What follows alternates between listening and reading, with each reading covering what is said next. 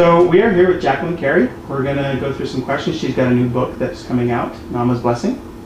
Yes, indeed. And I've got some questions that I fielded from the internet, folks who I kind of put out a question. Oh. Some things.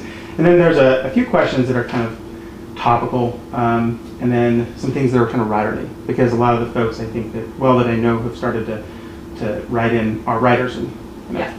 So the first question I want to ask is, what was the most challenging thing about writing Naamah's Blessing for you?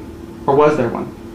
There was, and I have written quite a bit about this in other interviews.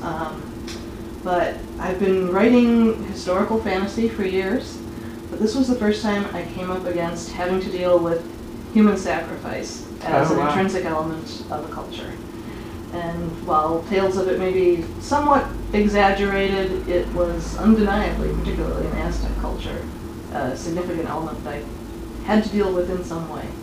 So was the struggle with whether or not to be too explicit, or was it just the research was a little grueling? The most challenging thing was really finding a psychological access point so that I could in some way feel I had at least a minute flash of insight into this. Yeah, it's an interesting question. I've had conversations with writers who try and put themselves in the minds of characters that are really different from them. Mm-hmm. So I can imagine with human sacrifice.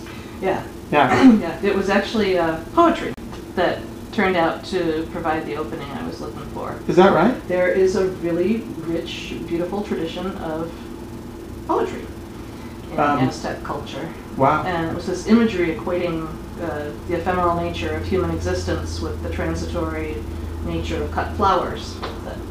Now I'm going to move on to a topic. This is it interests me a lot, and it's not a new question, but I think that there's a nuance here.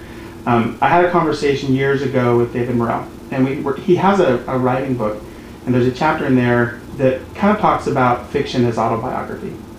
And so that's where I'm going with the question, and it's not that I'm asking, is your fiction some kind of therapy, or is it a thinly veiled, this is me behind here, I'm this character, but more, if you ever go back maybe 5-10 years after a particular piece of work, do you find that echoes of who you think you might have been emotionally or spiritually when you were writing that with hindsight? No. Not at all. No, and that's I think comes down to an issue of everybody's process is different.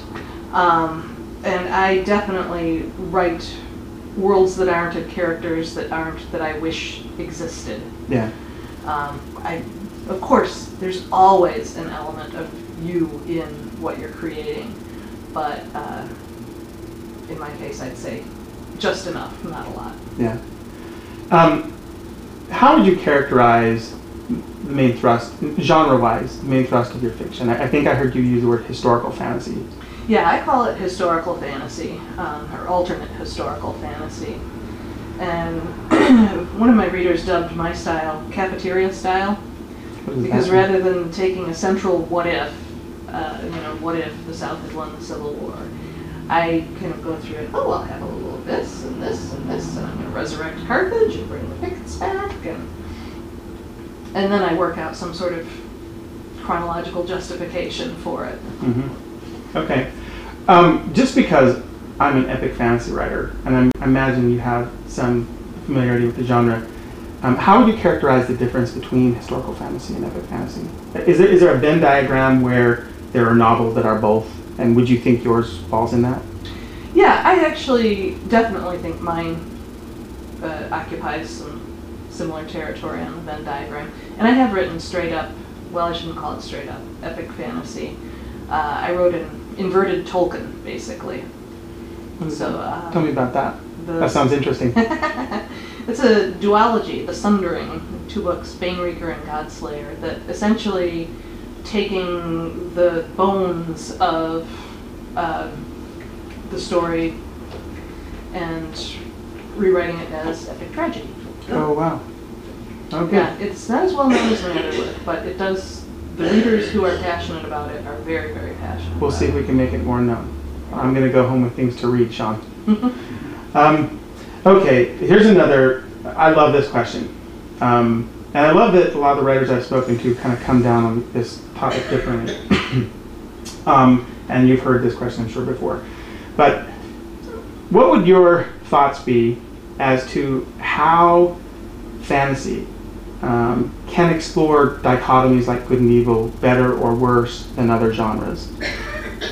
Well, obviously it can make the dichotomy literal in the, giving life to characters that embody these characteristics. Yeah. And the work I just referenced, it's written from a point of view sympathetic to the losing side. It actually asks the question, is the difference between good and evil, who has the better PR campaign? Yeah, I like that. Okay. So this is a boring question, but I am actually personally interested, and you don't need to go forever on this, but talk a little bit about your process. I know that there are metaphors. George Martin's got a familiar one around writers who are gardeners and those who are architects. Oh, I've heard pantsers and plotters. Oh, that's good too. and so I'm always interested in approach, and not that there's a right way, but just for people who are interested in your work, how is it that you get to these finished products that people like so much? I had not heard the gardener versus architect, and I like that because I do tend to think in terms of architecture when it comes to story. It definitely has a structure, and I do outline in my head pretty extensively ahead of time. I know the general narrative arc of a story and overall arc of a trilogy, as I've been working in trilogies a lot.